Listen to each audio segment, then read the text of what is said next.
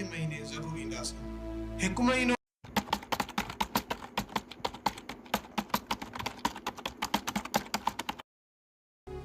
जय भीम, नमो बुद्धाय। मैं राधा करुणा, आप देख रहे हो बहुजन हलचल।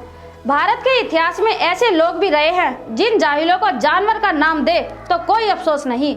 अब उसके वंशज को गर्व जरूर होगा जो महिलाओं के साथ ऐसा करते थे। भारत की पहली क्रांतिकारी वीर साहसी महिला नंगेली का महान इतिहास, जिस नंगेली ने स्तन ढकने के अधिकार की किस तरह लड़ाई लड़ी थी।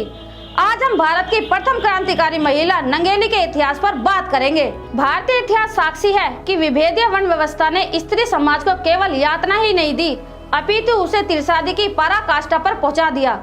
भारत का इतिहास तथ्यों के रूप में चीख चीख कर इस बात की गवाही देता है कि बहुजन स्त्रियों ने धर्मशास्त्रों की आड़ में अंतहीन शोषणकारी आत्मघाती आत्मगलानी के हालातों को झेला है। वर्तमान में वस्त्रों पर बहस करने वाले लोग सभ्य संस्कृति की दुहाई देने वाले व्यक्तियों की जमात भूल रही है कि कभी धर्मांता एवं लिंग भेद के चलते स्त्रियों से इन्होंने आवश्यक वस्त्र छीन लिए थे और स्वयं को श्रेष्ठ सिद्ध करने के लिए बहुजन स्त्रियों के लिए निवस्त्र होने के नियम लागू कर डाले थे। तिहेरे शोषण का शिकार उन महिलाओं ने कैसे समाज के कुबुद्धि कुदृष्टि पुरुषों की नस्तरीय अश्लीलतापूर्ण दृष्टियों को सहा होगा, सोचकर यही रोंगटे खड़े हो जाते हैं। इतिहास के पृष्ठों से न जाने कितनी बहुजन महापुरुषों की वैचारिक साहस संघर्षों की अनगिनत शौर्य गाथाओं को मिटाकर उन्हें अपने शौर्य की कथाओं के रूप में प्रस्तुत किया गया था, या कहे कि जानबूझकर अलिखित छोड़ दिया गया। परिणाम स्वरूप बहुत सी पीढ़ियां इन सत्यों से अनभिज्ञ रह गई। दूसरी ओर इतिहास में स्वयं को सर्वश्रेष्ठ सिद्ध करने के लिए इतिहास को जातीय जामा पहनाकर लिखा गया। ऐसी ही एक महान क्रांतिकारी थी महानायिका नंगेली। स्त्रियों में सर्वश्रेष्ठ महानायिका को नंगेली को हम कैसे विस्मृति न करें, जिसने सदियों से खुले अंग प्रदर्शन की दुर्गति रिवायत को समाप्त किया। बलिदान की साक्षात रूप महानायिका नंगेली ने परंपरा के नाम पर स्त्रियों पर थोप दी गई मिथ्यावादी प्रथा को विखंडित किया। स्वतंत्रता पूर्व सन 1719 से 1949 के प्रारंभिक दौर का समय स्त्री काल का तिर्मिक काल ही था। दक्षिण भारत के तिरवाणकोल यानी केरल से तमिलनाडु का कुछ भूभाग में स्त्रियों के लिए बेहद घिनौनी अश्लीलता की परिचायक परंपरा थी, जिसे स्त्रियों पर ऊंची जातियों के सम्मान का सूचक बना थोप दिया गया था। किंतु असलियत यह थी कि पुरुष प्रधान स्थापत्य में स्त्रियों को लिंग भेदीय दृष्टि के कारणवश हीन भावना से ग्रसित किया गया। यह कहना भी गलत नहीं होगा कि यह परंपरा पुरुषों को शारीरिक रूप से उत्तेजित कर स्त्रियों से जिस्मानी ताल्लुकात का खुलेआम खुला आमंत्रण थी। ऐसा इसलिए कह रही हूँ क्योंकि स्वयं स्त्रियां भी राज परिवार मंदिर के पुजारी के समक्ष अर्धनंग अवस्था में जाती थी, लेकिन उन्हें बाजार जैसे सार्वजनिक स्थलों पर ऊपरी शारीरिक ढकने की अनुमति नहीं थी। उन पर कोई दंडनीय प्रावधान नहीं था। इसके दूसरे पहलू का यथार्थ और भी भयानक कुरूप क्रूर था। वर्ण व्यवस्था में अंतिम श्रेणी की स्त्रियों के साथ हैवानियत का व्यवहार किया जाता था। इन्हें स्त्रियों के लैगिंग ही नहीं बल्कि दलित स्त्री होने के दुष्परिणामों को भी भोगना पड़ता था। जातीय जड़ों में भरे जहर ने दलित स्त्रियों के लिए विषातक वातावरण तैयार कर दिया। दलित महिलाओं को सार्वजनिक स्थलों पर भी स्तन भाग ढकने की इजाजत नहीं थी।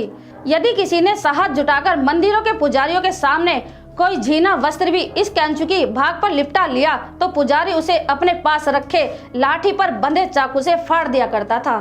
अब ऐसा तो मुमकिन है नहीं कि नुकीले चाकू छाती के उस हिस्से को रक्त रंजित न करते हो।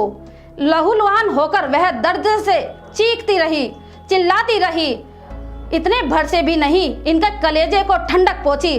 तत्पश्चात भी दंडनीय रूप में नग्न अवस्था में स्त्री को भीड़ इकट्ठी कर सरेआम पेड़ पर लटका दिया जाता था। इतना ही, स्तन अनुपात अनुसार टैक्स वसूली भी महिलाओं से की जाती थी ताकि ऋण कभी चुका ही नहीं पाए और गुलामगिरी कायम रहे। ये वो समय था जब निर्ममता पूर्ण यातनाएं चरम सीमा पर थी।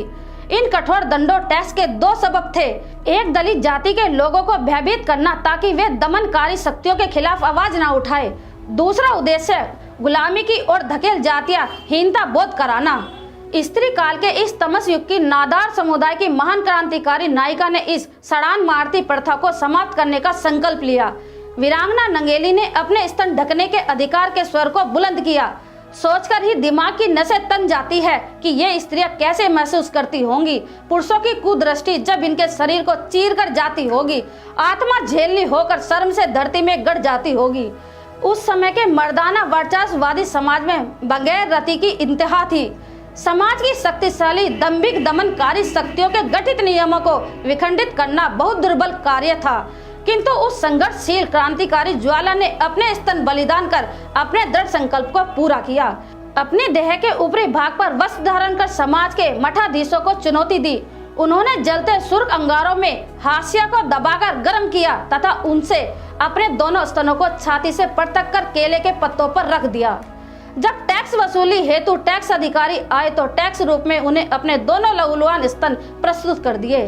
अत्यधिक रक्त प्रवाह से उनकी मृत्यु हो गई। इतिहास में ऐसे भी साक्ष्य हैं कि उनके पति ने उनकी जलती चिता में कूदकर अपनी जान तक दे दी। उनकी मृत्यु उपरांत नादार स्त्रियों ने इस अधिकार आंदोलन को तीव्रता से प्रदान किया।